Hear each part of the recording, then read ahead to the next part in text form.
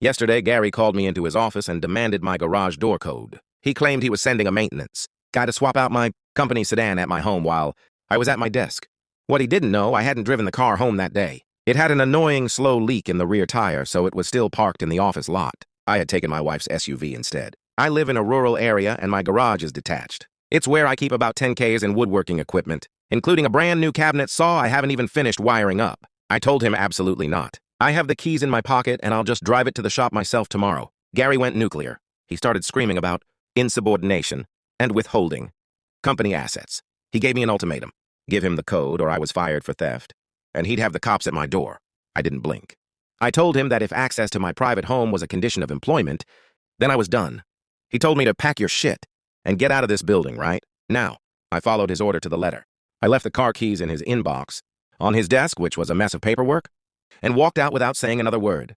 Here's the thing. I didn't drive the company car to work that morning. It had a slow leak in the rear passenger tire, so I had left it in the back of the office lot and taken my wife's SUV instead. Since Gary was too busy screaming to look out the window, he just assumed I'd driven it home like I usually do. About 2 hours later, my Ring camera pings. A hook-and-book tow driver Gary uses for cheap fleet moves is in my driveway.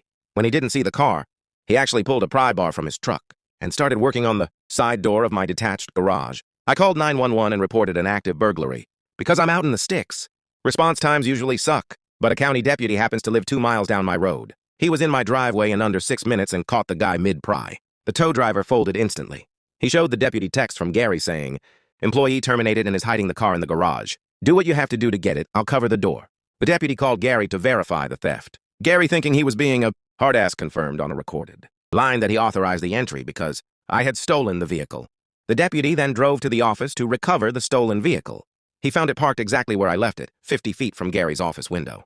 Gary was hauled out in zip ties for filing a false police report and solicitation to commit burglary.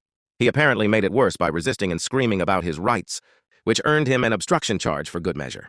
My lawyer is already salivating over the wrongful termination and the attempted break-in. Gary tried to play God with my private property, and now he's figuring out how the legal system works from the back of a squad car.